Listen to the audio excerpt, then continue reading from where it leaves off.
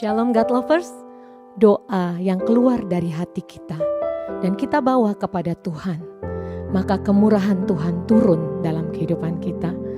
Mari sama-sama kita naikkan pujian penyembahan ini. Oh, haleluya. Oh, Engkau ajaib Tuhan. Saat keadaan sekelilingku ada di luar kemampuanku, ku berdiam diri mencarimu. Doa mengubah segala sesuatu. Saat kenyataan di depanku mengecewakan perasaanku, ku menutup mata memandangmu. Doa mengubah segala sesuatu.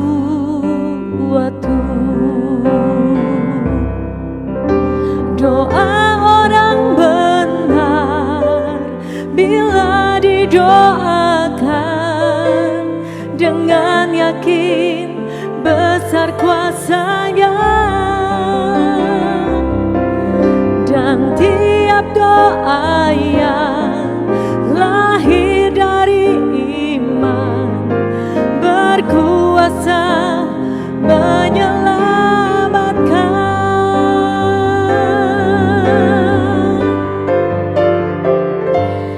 Seperti mata air di tanganmu mengalir kemanapun kau mau, tiada yang mustahil di tanganmu. Doa mengubah segala sesuatu.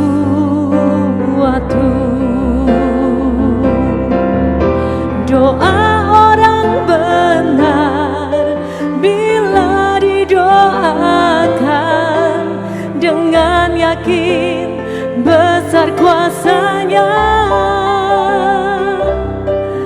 dan tiap doa yang lahir dari iman berkuasa menyelamatkan.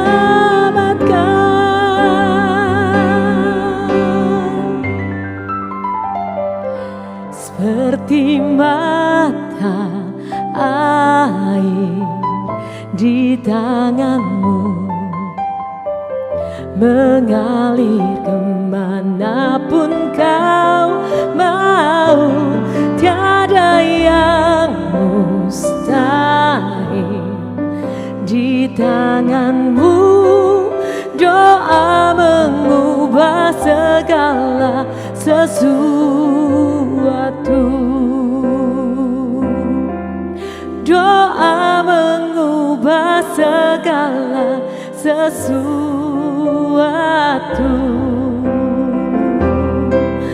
Doa mengubah segala sesuatu.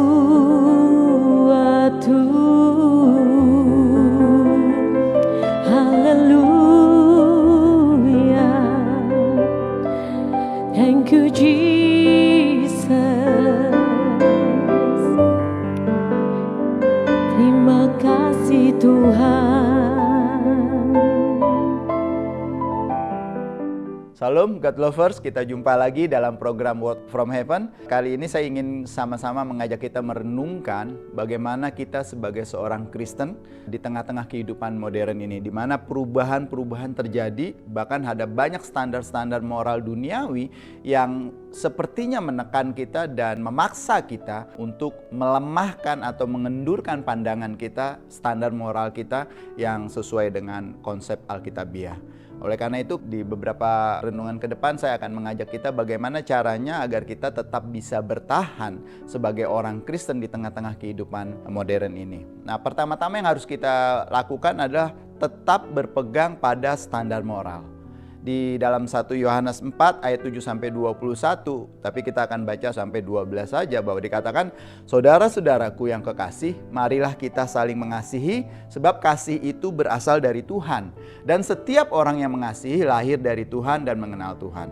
Barang siapa tidak mengasihi, ia tidak mengenal Tuhan, sebab Tuhan adalah kasih. Dalam hal inilah kasih itu dinyatakan di tengah-tengah kita, yaitu bahwa Tuhan telah mengutus anaknya yang tunggal ke dalam dunia supaya kita hidup olehnya. Inilah kasih itu, bukan kita yang telah mengasihi Tuhan, tetapi Tuhan telah mengasihi kita dan yang telah mengutus anaknya sebagai pendamaian bagi dosa-dosa kita." Saudara-saudaraku yang kekasih, jikalau Tuhan sedemikian mengasihi kita, maka haruslah kita juga saling mengasihi.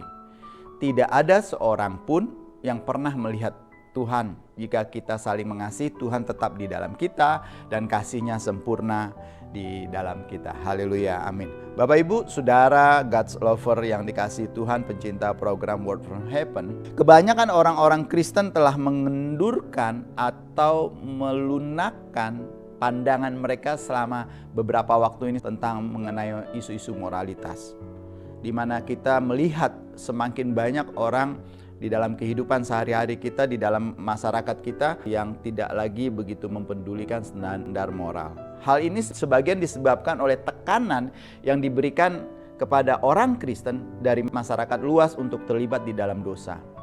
Jika kita benar-benar ingin mengikuti dan melayani Tuhan Yesus, kita perlu, Bapak Ibu, mempertahankan komitmen terhadap moralitas Alkitabiah.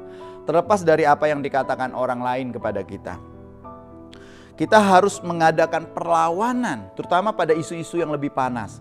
Ya, seperti LGBT, kehidupan yang hedonis, dan lain sebagainya, yang lebih banyak orang pada masa kini senang sekali untuk flexing, memamerkan kekayaan, kemewahan, dan lain sebagainya.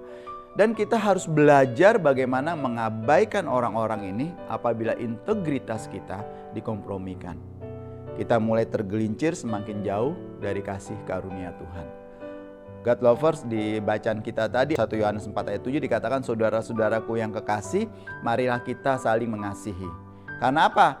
Kasih itu berasal dari Tuhan dan setiap orang yang lahir dari Tuhan dan mengenal Tuhan. Sebenarnya walaupun kasih merupakan suatu aspek dari buah roh yang kita bisa lihat di dalam Galatia, dikatakan bahwa tetapi buah roh ialah kasih, sukacita, damai sejahtera, kesabaran, kemurahan, kebaikan, kesetiaan, kelemah lembutan, penguasaan diri. Tidak ada hukum yang menentang hal-hal itu. Nah, hal-hal seperti ini harusnya ada di dalam kehidupan kita dan kita harus komitmen untuk terus ada di dalam kehidupan, karena ini merupakan bukti dari kelahiran baru kita. 1 Yohanes 2 ayat 29 berkata, "Jika kamu tahu bahwa Dia adalah benar, kamu juga tahu bahwa setiap orang yang melakukan kebenaran lahir dari Dia, yaitu Tuhan Yesus." Kasih juga adalah sesuatu yang harus kita kembangkan. Kasih itu bukanlah sesuatu yang monoton, kasih itu bukanlah sesuatu yang mati, tapi kasih itu harus dikembangkan di dalam kehidupan kita. Makanya Rasul Yohanes mengulangi lagi di 1 Yohanes 3 ayat 9 sampai 10, dia berkata begini, Bapak Ibu, bahwa setiap orang yang lahir dari Tuhan tidak berbuat dosa lagi. Sebab apa? Benih ilahi tetap ada di dalam dia dan ia tidak dapat berbuat dosa. Karena ia lahir dari Tuhan. Inilah tandanya anak-anak Tuhan dan anak-anak iblis. Setiap orang yang tidak berbuat kebenaran tidak berasal dari Tuhan. Demikian juga barang siapa yang tidak mengasihi saudaranya. Bapak Ibu, Saudara yang dikasihi Tuhan, oleh karena itu Rasul Yohanes menasihati kita untuk saling mengasihi, memperhatikan sesama kita, dan berusaha memajukan kesejahteraan mereka. Yohanes tidak berbicara mengenai etikat baik, tetapi mengenai keputusan dan sikap kita untuk menolong orang lain. Kita bisa lihat di 1 Yohanes 3 ayat 16, "Demikianlah kita tahu kasih Kristus, yaitu bahwa Ia telah menyerahkan nyawanya untuk kita. Jadi kita pun wajib menyerahkan nyawa kita untuk saudara-saudara kita. Kita bisa melihat Bapak Ibu bahwa kasih yang diinginkan oleh Rasul Yohanes mendorong kita untuk memperlihatkan kasih karena 3 alasan. Kasih adalah sifatnya Tuhan sendiri. Yang kedua, sebab Tuhan mengasihi kita. Dan yang ketiga, jikalau kita saling mengasihi, Tuhan tetap di dalam kita. Dan kasih-Nya sempurna di dalam kita. Oleh karena itu, untuk bisa tetap bertahan di dalam kehidupan modern seperti ini yang selalu menantang kita harus memiliki standar moral pertama-tama, yaitu mengasihi apapun yang terjadi. Kiranya Tuhan memberkati kita semua. Mari kita berdoa. Terima kasih ya Tuhan untuk kesempatan kali ini kami boleh bersama-sama merenungkan kembali bagaimana caranya agar kami dapat bertahan di dalam kehidupan yang terus-menerus berubah. Pimpin kami dan tolong kami. Terima kasih untuk firman-Mu. Di dalam nama Tuhan Yesus Kristus. Haleluya. Amin. God Lover diharapkan membagikan YouTube ini kepada saudara, kerabat maupun teman dimanapun mereka berada. Agar banyak orang lagi lebih diberkati. Terima kasih. Tuhan Yesus memberkati kita. Salam.